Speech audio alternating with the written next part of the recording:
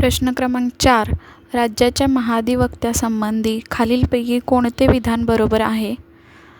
विधान क्रमांक 1. तो राज्याच्या मंत्रिपरिषदेची इच्छा असेपर्यंत आपल्या पदावर राहू शकतो. विधान क्रमांक 2. त्याचे मानधन राज्य विधिमंडळाद्वारे निश्चित केले जाते. विधान क्रमांक 3. तो राज्य शासन विरुद्ध असलेल्या खटल्यात खाजगी पक्षकारासाठी वकील म्हणून उभा राहू शकतो. विधान क्रमांक 4. वरीलपैकी एकही नाही. बरोबर उत्तर आहे विधान क्रमांक 4. वरीलपैकी एकही नाही. स्पष्टीकरण पाहूया. राज्याच्या महाधिवक्त्या म्हणजे ॲडव्होकेट जनरल संबंधी तरतुदी भारतीय राज्यघटनेच्या कलम नंबर 165 मध्ये आहेत.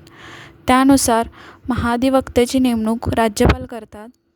तो राज्यपालाच्या इच्छेनुसार पदावर राहतो, मंत्रिपरिषदेच्या इच्छेनुसार नाही. त्यामुळे विधान क्रमांक 1 चुकीचे आहे. त्याचे मानधन राज्यपाल निश्चित करतात, विधिमंडळ नाही. त्यामुळे विधान क्रमांक 2 चुकीचे आहे. तो राज्य शासनाच्या विरोधात कोणत्याही प्रकरणात वकील म्हणून उभा राहू शकत नाही. त्यामुळे विधान क्रमांक 3 ही चुकीचे आहे. म्हणून वरील सर्व विधान चुकीचे असल्यामुळे पर्याय क्रमांक 4 बरोबर आहे. वरीलपैकी एकही नाही. थँक्यू.